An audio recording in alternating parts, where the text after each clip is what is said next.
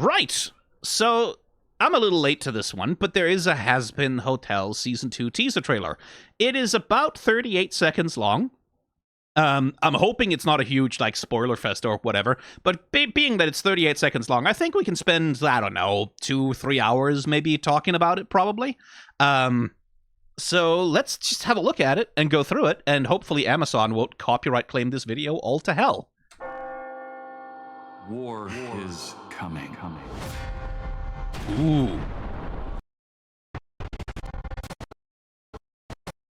Classic way to do it, right? Like that's when you get these like flash frames is like white flash, then black with like the effects over it. I should turn off audio scrubbing, otherwise we're all gonna go insane.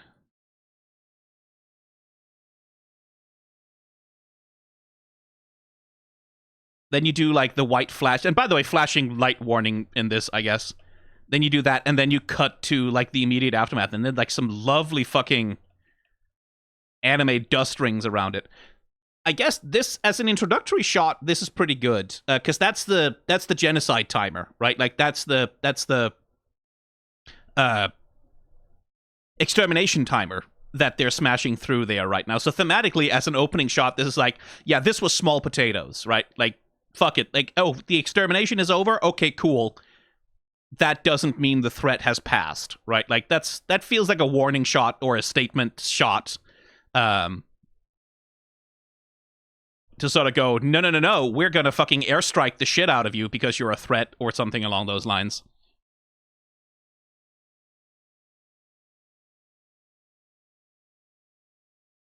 Let's see. Oh, yeah, there's that delicious full animation. Coming.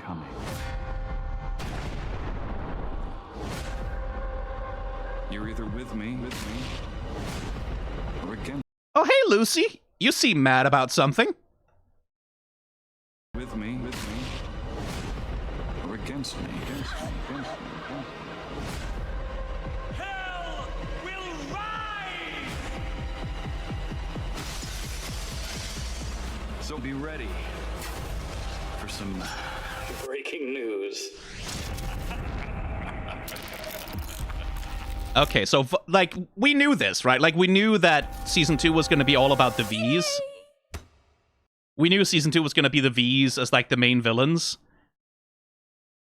And, oh, look, Vox actually gets to be dangerous. This was one of the criticisms. This is Alastor, by the way. This is one of the criticisms that I had of Season 1, is the Vs were there, but they didn't fucking matter. Right? In the sense that, like, they weren't doing anything. They weren't actively taking part in the plot. They weren't part of the threat, and they didn't really have, like, if you removed the Vs completely from the season, except for Valentino matters, but, like, Velvet and Vox are just not, they're just not material actors in the plot of the narrative, because there isn't time. Like, we talked about this extensively with Hazbin Hotel, is like, Season 1 didn't have time. It didn't have time to do 1/10 of all of the things that it wanted to do, and so everything got kind of truncated, and like, the Vs are a really bad victim of that. Only really, it's only really Valentino who gets to have an actual antagonistic role that's like an active participant in the plot of one of the characters, being specifically like Angel. And so Vox felt kind of like superfluous. Like, he wasn't really a villainous presence. He certainly wasn't a threat. The show gestured at this idea of him having, like, mind control over the population of hell, right? With his, like, media empire, and Alastor being a threat to that. But that never comes into play, right? Like, there's never a point in Season 1 where, oh no, he's controlling public opinion is a problem for the Hazbin Hotel or for the characters, right? Because the show progresses instantly and immediately. It runs towards, like, oh no, we have the conflict with heaven. Adam is actually the main sort of antagonistic force we're dealing with. Vox just doesn't matter, right? And that was one of the weaker things in Season 1, was, like, the Vs get time, like Velvet gets a song, Vox gets a song, Poison is kind of very much about Valentino as a villain, but they're not material, right? Like, they don't have influence. They're all just set up for later. Season 2 is the later, so now we get to see, okay, was the setup that they did in Season 1, are they gonna pay that off now, right? Like, is that actually gonna be worth it? Are the characters actually gonna be meaningful and get to do shit?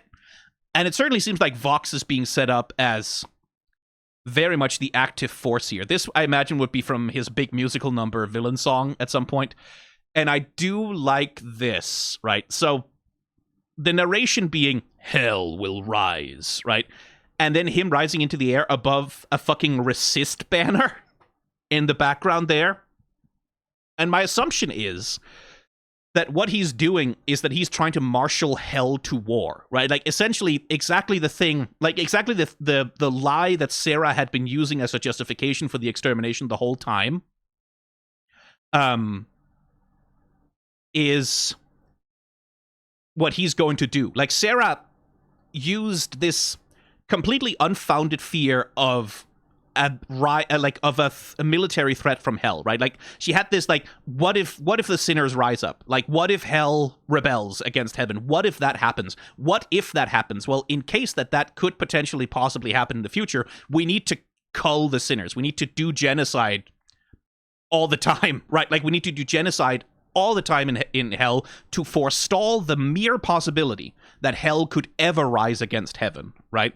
And that's like, and that hadn't happened before, right? Like, there hadn't ever been a war. The sinners hadn't ever actually rose up. It was just like Sarah had invented this paranoid delusion in her head about, like, oh, what if they did, though? Because they would have very good reason to, because they're all in hell and they're suffering forever, which is a pretty good reason to rebel against your living conditions, right?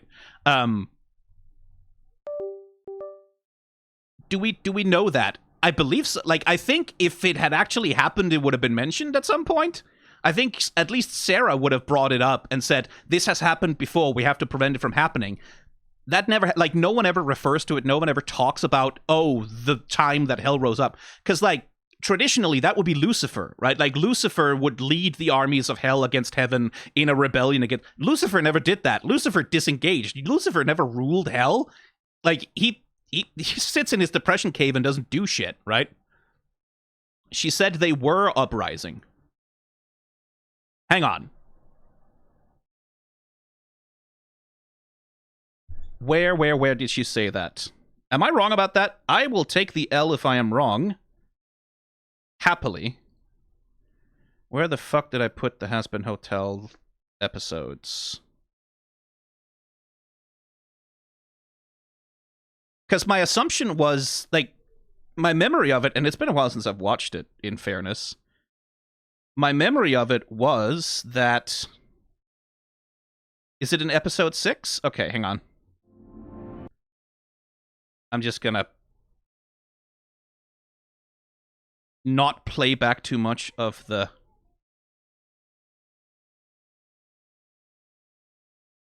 footage directly.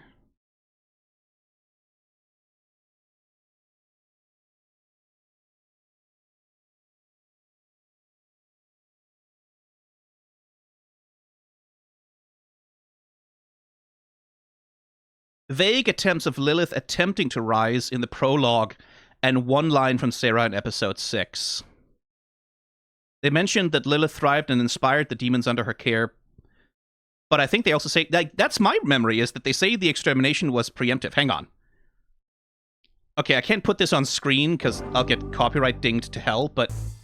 There was a glowing city protected by golden gates, known as heaven. It was ruled by beings of pure light. Angels that worshipped was seen as a trouble in their ways. Lilith refused love. This gift came with a curse, for with this single act of disobedience, evil finally found a reckless act. Heaven cast Lucifer and his love into the dark pit he had created. But Lilith thrived, empowering demonkind with her voice and her songs, and as the numbers of hell grew, so did its power. Threatened by this, Heaven made a truly heartless decision. That every year they would send down an army, an extermination, to ensure hell and its sinners could never rise against them. Yeah, like, what I think I'm right here, because what they say in the intro is Lilith takes over, like, active management of hell, right? Lucifer is not really present as the king, but Lilith is running the place. Hell is thriving. Everyone's kind of doing good.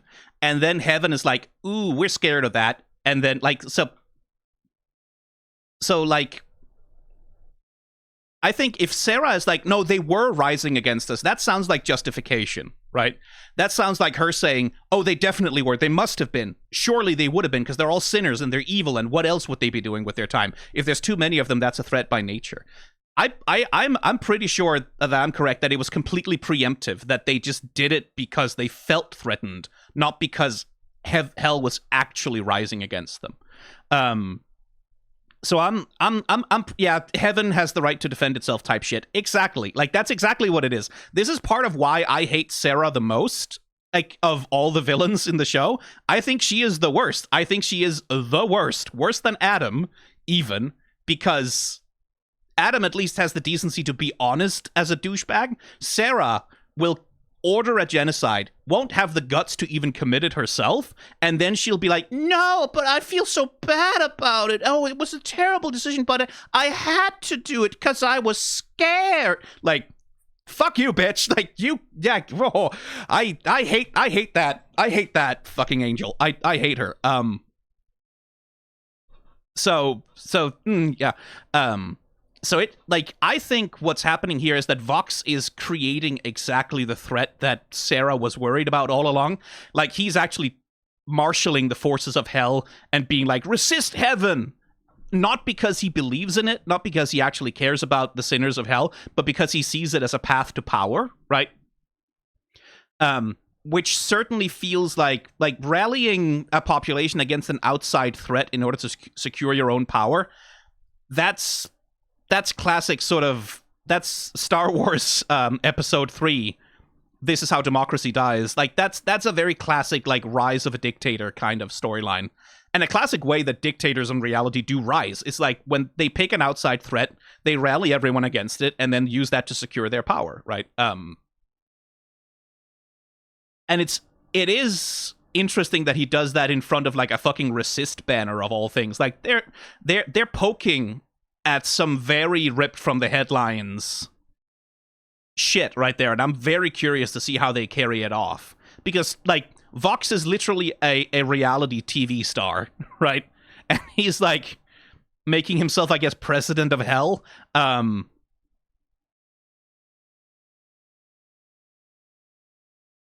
So I am curious. Let's see. We have a falling angel here, but I'm pretty sure that's Loot, actually. I thought it was Lucifer for a second, but that's Loot falling into hell. I guess this is Adam's old office by the looks of it, given the guitar on the wall. And then she rises here with a fancy new arm made of metal and stuff. Bent on revenge, I guess. Then we have Alastor. Not fighting Loot, I don't think. The lighting in these two scenes is not similar at all, but he's certainly fighting someone. Is that a little bloodstain across your chest there, dear boy? Are you maybe a little pressed here? Are you a little wounded? Are you a little bit in trouble?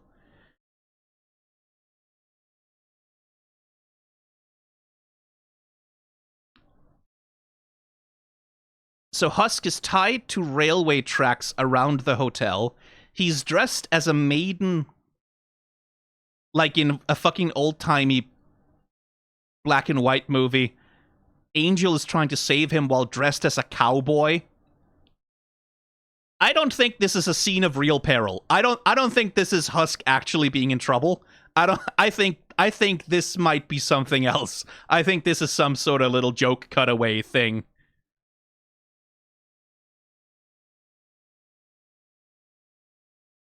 And then Velvet unleashing her powers, which is arrows, I guess.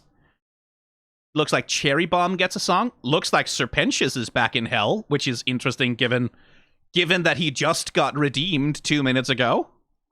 Where's your angel costume, my man? I guess the other question is whether that is Serpentius or not. I could definitely see...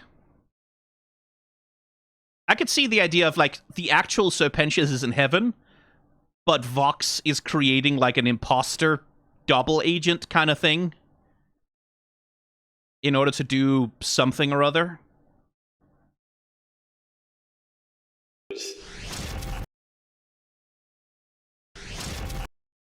For some breaking news. Yeah, not really anything to see across Vox's flash. A V.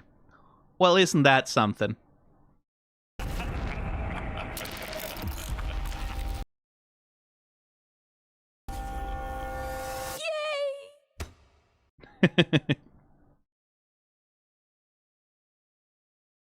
So, trying to parse this.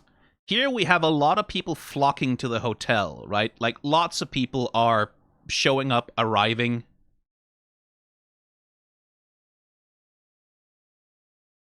Which I think I would assume this is like from the start of season 2, where like, oh, Charlie Morningstar resisted heaven and defeated Adam and ended the extermination. Everyone's coming to the hotel, but maybe not for the right reasons. And then at some point, Sarah authorizes a preemptive airstrike. Valentino still with the little hearts in his cigarette smoke. I do wonder about the other Vs. Like, I wonder about the relationship between the Vs in Season 2. The extent to which, like, is Vox gonna go so far that it fucks with the bag? That the other two start having doubts about working with him? I'm just parsing from, like, the cinematic language here, which is that Vox, like, Velvet and Valentino are sort of looking at each other, trying to gauge each other's reaction, and then Vox inserts himself physically between them in order to demand their attention. And then there's that voice line. You're either with me, or against me. That sounds like the kind of ultimatum that you would give to your partners, perhaps, if they decide not to play along. I also wonder about this, like, because that's Vox, definitely Vox, right? Like, that's his suit and his claws. And he's like clockwork oranging angel dust. And we get another shot, again with the eyes. Vivian Medrano has a thing about her eyes. And then here we have Alastor with a lot of lines under his eyes, seeming a little grayer in the face than usual, seeing Vox slowly and menacingly rise into the air. So, like, this is something I talked about with Season 1, right? Like, Viv Medrano loves eyes. Like, eyes are everywhere. They're everywhere in her design language. They're everywhere in her world aesthetics. Eyes all over the fucking place. In Season 1, they didn't seem to mean anything, right? Like, in Season 1 is like, oh, there's just eyes because of, like, you could assign meaning to them, but they didn't seem to be used towards any specific coherent aesthetic purpose, right? Like, they didn't seem to have a specific thematic meaning associated with them. They were just sort of like there, and then you could read meaning into it if you wanted to. I'm curious about the extent to which eyes and seeing is going to be major themes here. Again, because Vox's main power, right? Like, his main ability is his ability to control narrative, control media, right? Like, that's his main power, right? Like, that's what the whole State Gone song is about, is his ability to control minds, and Alastor's ability to interfere with his ability to control minds through media. And that sort of is making me sort of bring into question, like, this, if we take the Kuleshov effect as canon here, right? That this shot is followed by that shot, right? Like, that this is Lucifer, or something that looks like Lucifer, descending from heaven, very menacingly and dangerously, and then Charlie is looking up at it in distress. I don't know. It's hard to say, like, who knows where the fuck any of these shots are from. But it's that question of, like, is that actually Lucifer descending from the sky, or does Vox have some sort of hologram projection thing that he's using to control the narrative and say, Lucifer is actually in league with heaven, he's gonna start exterminating you instead of heaven now, because Lucifer is the angel, he's the bad guy, kind of, like, I don't know. Like, clearly Vox wants to take over hell. Clearly Lucifer would be an obstacle to that.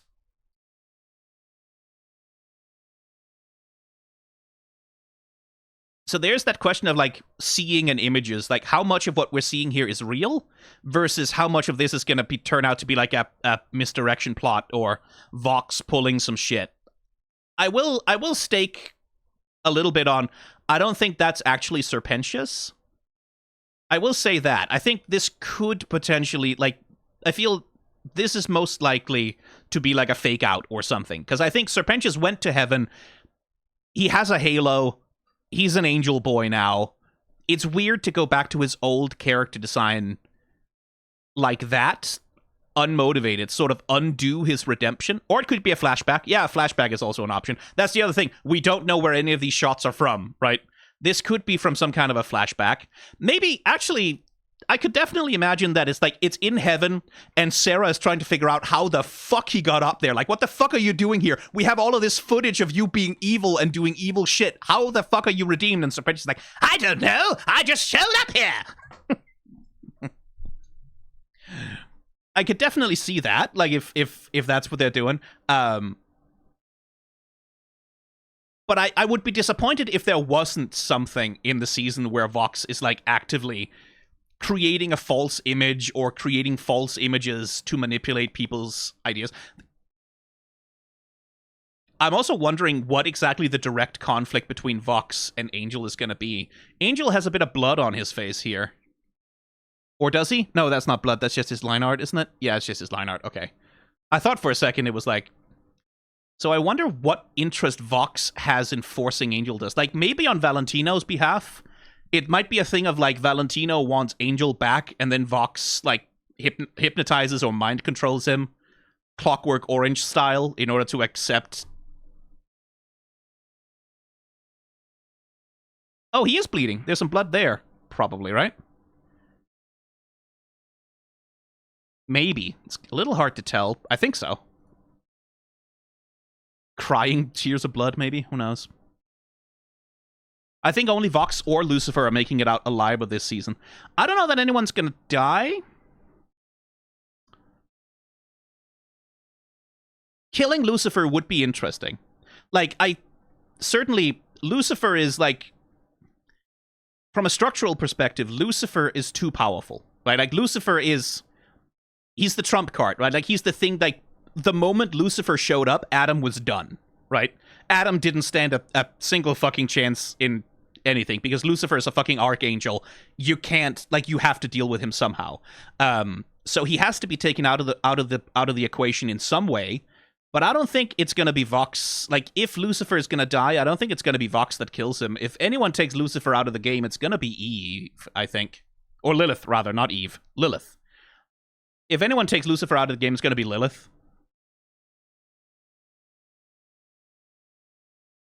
Like, that would be my assumption. Like, given that we had that stinger teaser thing at the end of Season 1 where it's like, Lilith has turned out to be in heaven this whole time, and now they're calling on her for some kind of favor.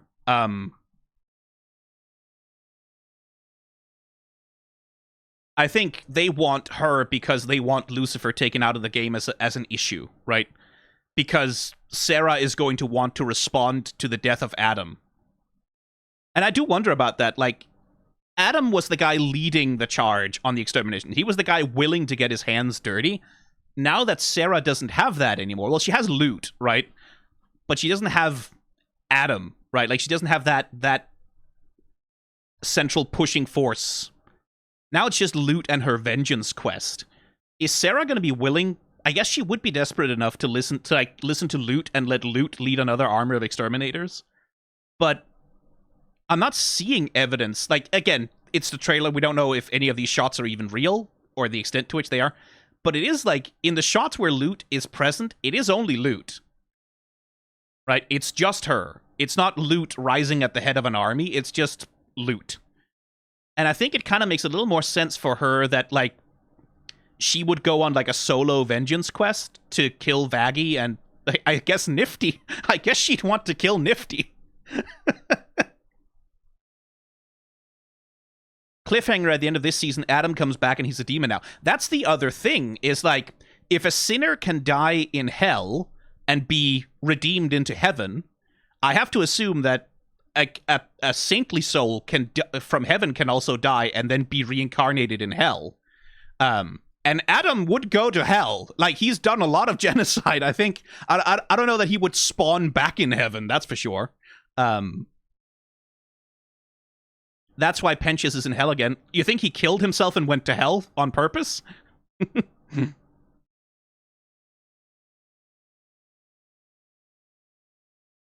We know for a fact angels can fall. We have at least one example. Yeah, but Adam isn't an angel. Well, sort of, kind of. Like, he's not an angel in that sense. He's the first man, and then he was sent to heaven as like not a sinner, but a saint, I guess. Yeah,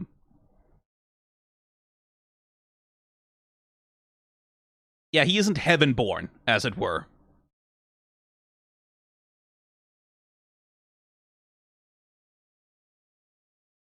I like that glass falling animation.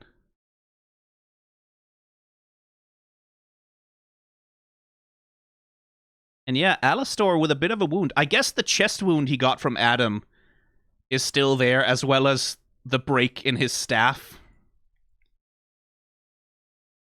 That'll be interesting. Like, the other thing is Alastor, right? Like, Alastor, what is his plan? What he has in the tank is he has his one deal with Charlie for a favor of some kind. And that's the only trump card he really has. Like, he's been humbled pretty badly by Adam, right? He's powerful, but he's not as powerful as he likes to think, right?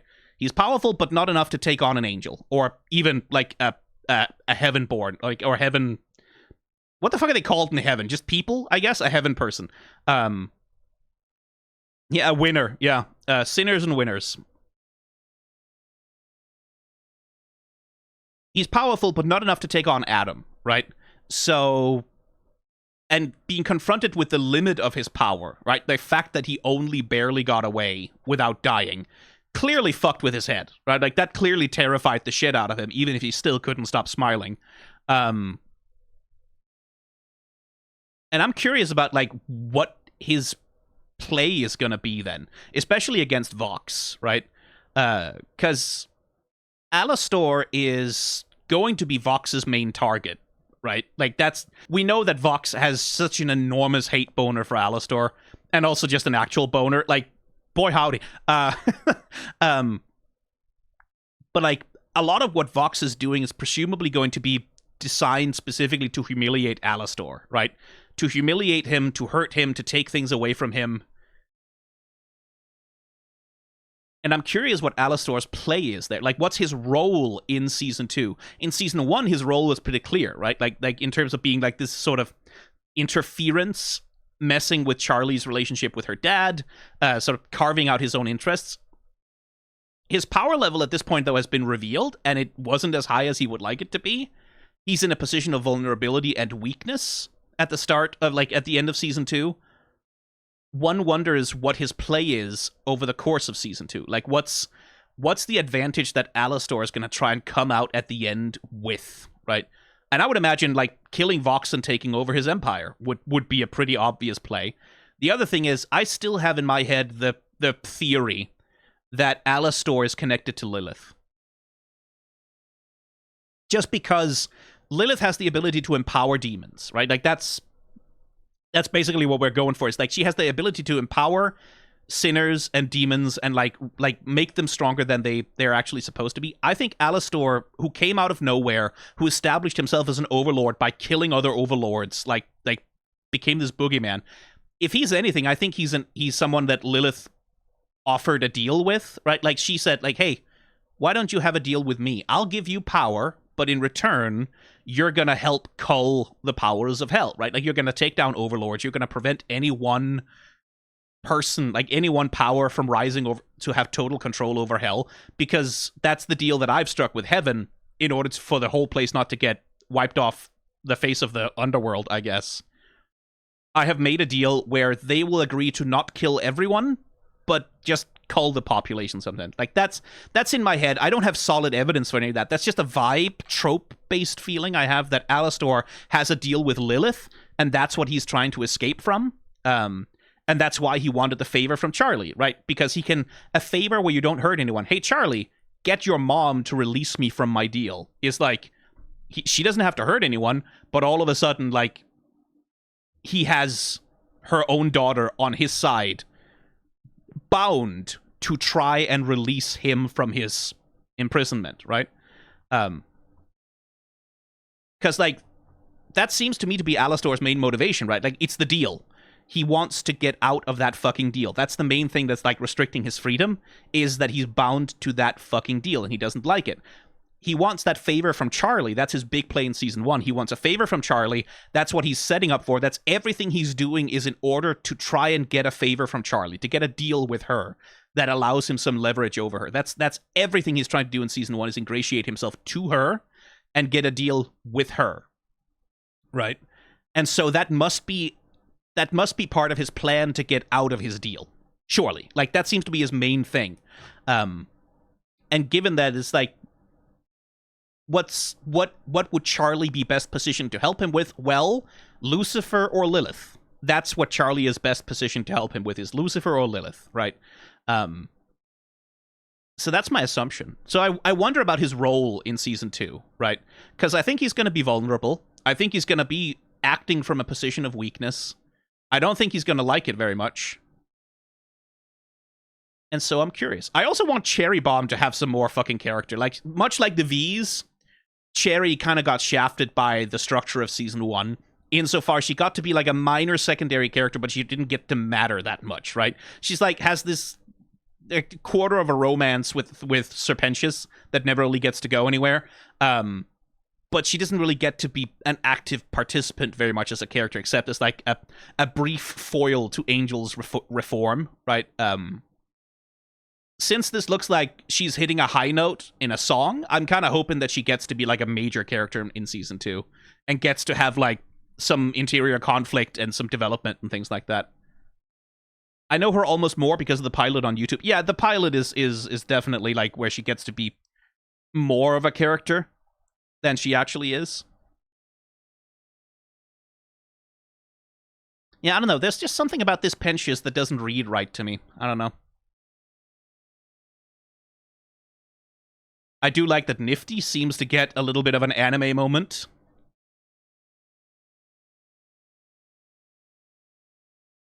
Like that thing of like rising into the air, hovering for a second with the shing on the knife.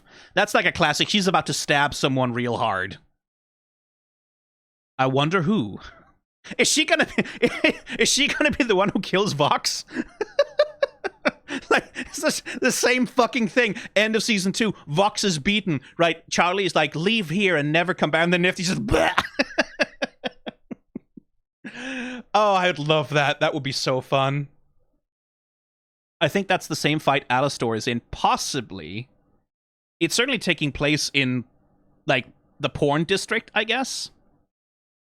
Another thing is, we don't see much of Valentino at all. Either in this trailer. He's like there in the shot with the V's at the start, but outside of that, really not much sign of him anywhere. Which again, like, Valentino has kind of been dealt with as an antagonist in season 1, at least in the sense that Angel has managed to heal some of his internal shame and his self-hate, and has stopped feeling like he deserves the abuse as much because he has the support of Husk now, right? Like, he that's part of his character development, is that he sort of manages to let go of some of the shame that Valentino is using to control him. And he was able to stand up against him. So, like, that part of Valentino's antagonist role has kind of been resolved. He has lost his mental control over Angel, right? Which, again, maybe that's what Vox is doing here. He's trying to re-brainwash Angel into accepting abuse from Valentino. So, like, Valentino, like, as a villain, is sort of spent in season 1, so he has to have something new. It can't just be Angel is scared of him because Angel is his abuse victim. That's not enough for him to, like, because Angel kind of not really, like, abuse is complicated. You don't just get over it, right? Like, it's not like Valentino is not a V. It's not like he's not an overlord. It's not he's not powerful. Just that narratively, in the structure of the season, he now has to do something else, right? He has to play another part than just, like, the manifestation and personification of Angel's shame and self-hate, which is what he was in season 1. Now he has to have something else to do. And I wonder about that. Yeah, Valentino owns Angel's soul. Angel has no choice but to do what he says. Yeah, but that's not enough for him, Samaya. That's sort of the thing. It's like, it's not enough for Valentino that he owns Angel. Right? That's not enough. He needs Angel, like many abusers, it's not enough that he actually has power in the situation. He has to have control over the whole person, right? So the fact that Angel is able to say no to him in any way, shape, or form, that's presumably going to be absolutely fucking eating him alive, right? Because that's a threat to his power. It's never enough, right? An abuser, like when someone is truly abusive, there's no such thing as enough control. There's no such thing as enough power, right? Because an abuser who commits that kind of abuse never feels secure, right? Like it comes from a deep internal, like total lack of like moral strength and character in the abusive person, right? So there's no such thing as enough. Angel could never be submissive or like obedient enough for Valentino. We saw that in season 1, right? That Angel did everything, and Angel had fallen so low into his self-hatred that he's like, okay, I'll just let him use me until I break, and then he'll get tired of me, right? He had become completely compliant, and that still wasn't enough for Valentino. Valentino was still abusing him, even though Angel was essentially completely compliant and obedient. Because it's not enough. Like, for someone who's that kind of abuser, it's not enough. There is no such thing as enough. You cannot please them. You cannot appease them. It cannot be done, because abuse is not about that. It's not about any of the things that they say it's about. It's about power. It's about control. And if Valentino doesn't have control over some part of Angel, if he can't control where he goes, how he feels, what he thinks, what he cares about, how he dresses, what he says, how he walks, how he talks, everything, if he can't control everything, then it's not enough, and he's going to escalate the abuse, right? I saw some people discuss the idea of the show attempting a Val redemption arc. Yeah, I mean, yeah, I not that it's impossible. I think there is value and importance to discussing the idea of, like, what does rehabilitative justice look like for someone who's an abuser like that? For someone who's a sexual abuser, for someone who's a domestic abuser, what does rehabilitative justice look like, right? Not in the sense of, like, oh, we forgive you for all your sins, but, like, what would it look like for a person to grow and become better than they were, right? That's an interesting story to tell. I don't know that I want them to try and tell it in 8 episodes of season 2.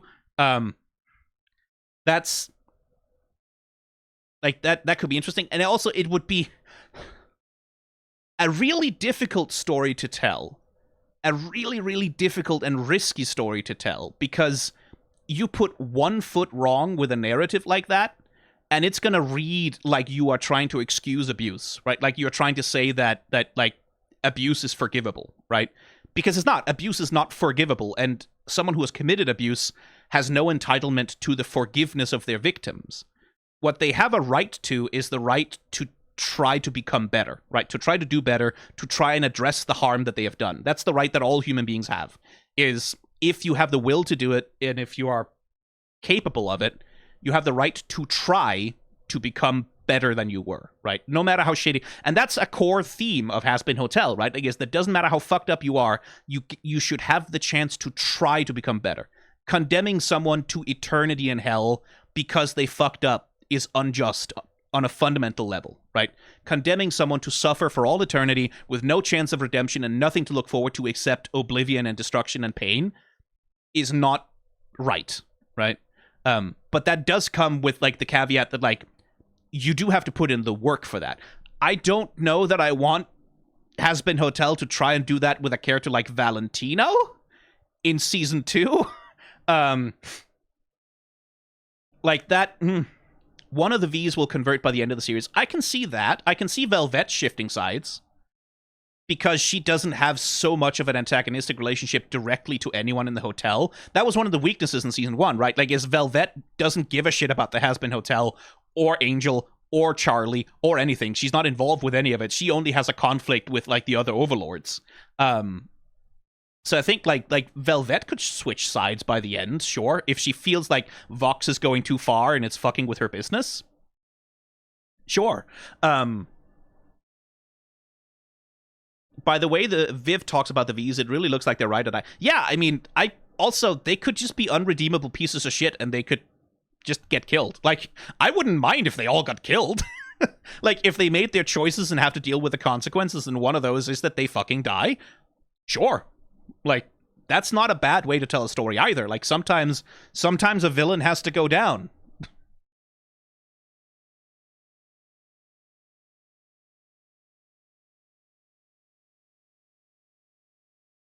Also, how is season 2 apparently having more and longer songs with only 8 fucking episodes? As far as I've heard, they just get to have longer, like, the episodes just get to be longer in season 2. That's what I think I saw that in one interview with Medrano, is they just get to have more time with the episodes, right? They get to run for longer, right? So even though there's only 8 episodes, each episode gets to have more time within it. Which I fucking hope so, because that's another problem with season 1, was the pacing was so fucking... there were many places where it needed a few extra scenes of just quiet, I feel, but, you know.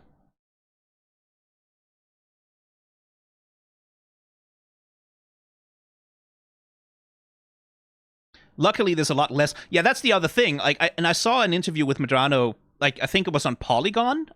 She gave an interview, and she talked about how season 1 was overbloated, and she sort of recognized that because they weren't sure if they were going to have more than one, and they wanted to get everything in there, and they had to get everything, like the fucking whole storyline. Like, she kind of recognized that there was too much stuff crammed into season 1, and that season 2 was going to have less stuff in it. And I'm very happy to see that, because that it really is the thing, right? Like, all of my criticism of season 1, pretty much all of it, is that it was too compressed. Like, that was my central problem, was that there was too much going on and not enough time to tell any of the story fully.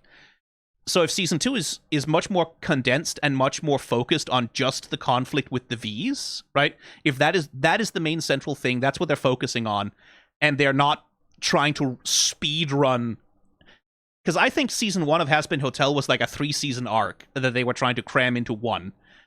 It's the kind of story that would have been told in 3 seasons in ages past, but which in the age of streaming has to be told in 8 episodes, right? I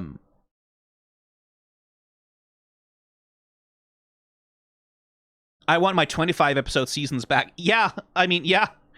That's the thing that streaming has taken away from us. Is streaming is so focused on being bingeable, and it's so focused on like dropping everything all at once, and it's so focused on like minimizing costs of production, cutting it to the very fucking bone. That's why this is one thing we should say about streaming, now that we're on the subject. The reason why Netflix had infinity billion dollars of venture capital to invest in trying to build Netflix was because the pitch that they made to investors is, because we are a digital streaming platform, we don't have to pay royalties. We don't have to pay royalties. We don't have to abide by all of the old Hollywood union agreements. We don't have to abide by the old Hollywood rules about like residuals and royalties and like paying out and work conditions. Like, because they were digital streaming and the unions hadn't yet negotiated good contracts for that, Netflix was able to get away with just absolutely fucking over a lot of creatives and a lot of like working on the ground creatives in order to maximize their return on their profit on return, right? Like they could part with so much less of the money that they made. They could pay so much less in royalties. That's a big part of why streaming became so successful, and why when Netflix made it work, everyone was rushing to join them, is because the companies, the big media companies, saw an opportunity to crush the unions. They saw an opportunity to crush the gains in labor rights that had been made over the past 100 years in Hollywood, right? So that's a big part of the reason why. And that's like downstream of that is the reason why Amazon only gives 8 episodes to something like Hazbin Hotel, because that's the business model, right? That's the business model for them, is to make something for as little money as fucking possible and just like spam that shit onto the internet while paying as few residuals as they can possibly get away with. I don't know exactly the terms of the deal that Spindlehorse has with A24 on that front. I think Spindlehorse has probably made out pretty well from Hazbin. But that's why that became so normal. Like these short 8-episode seasons, that's why it's so normal that shows get canceled after season 2, even if they're doing well, right? So yeah. Was that everything?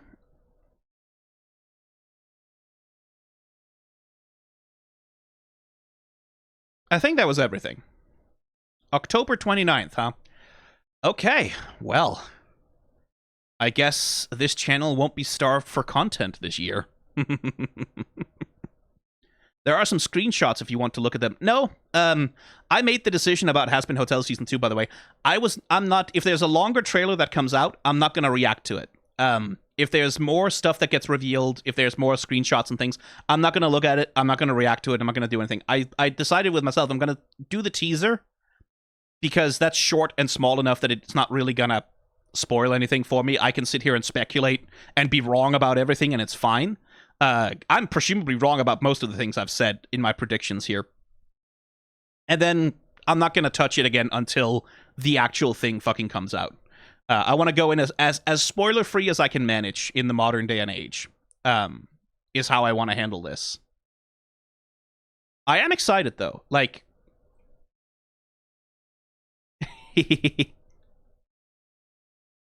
What?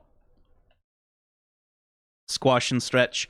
I am excited because, like, Spindlehorse as a studio, like, they made Hazbin Hotel, then they were working on Hell of a Boss for a while. Like, they have leveled up in Hell of a Boss, right? Hell of a Boss itself has demonstrated tremendous artistic growth in the studio and in their abilities as a studio, and I'm kind of curious to see how much of that, like,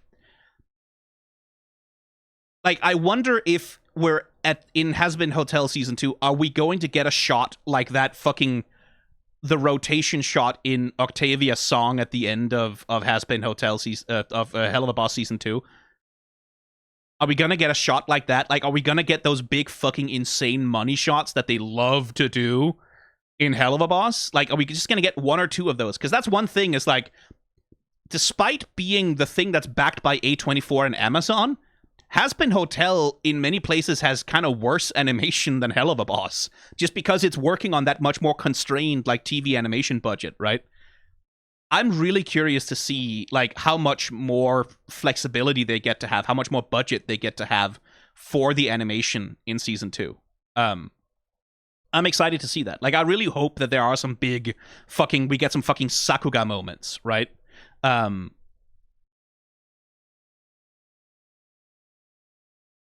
I really hope so. Vox rotating confirmed. That would be hellish to animate with a TV head. Actually, probably not that much, because, like, his head is just a rectangle. It's just like a flat rectangle. I think that's reasonably doable to try and animate this rotating. I think it's a lot more difficult. Like, if he had his CRT head, you'd have a lot more volume to manage, but when it's just like a flat surface like this, rotating that is, like, doable. Like, that's not too complicated because there's not a lot of topography to manage, right? It's more the complications with 3D rotating something comes in. The more geometrically complex an object is, the worse it gets, right? So that's why animating something like a human face realistically rendered rotating in 3D space around itself in 2D is really fucking hard, because that's a very, very specific thing. That's why animation relies on stylization, is to sort of ease those things out. So I don't think Vox's head would be the hard part. I think his body would be the hard part, really. Cables, like, if this pose, for example, got animated to rotate, you'd have to be dealing with, like, the limbs, the bits of the fingers, the hat, the cables, all of that, like, all of the occlusion and shit. That would be difficult. I don't think the head would be the hard part. Alastor rotating would also be a bit of a thing to do, because there's so much detail on the boy, right? Like, he's got so much shit going on. He's got this complicated hairstyle. He's got, like, his smile, his little monocle, his face, his nose. He's a more complicated character to rotate, like the ears and everything. No one rotates like Stolas does. This is true. Stolas and Octavia are the goats of rotation in the Helliverse. And you can put that on a mug, Spindlehorse. I'm giving you that one for free.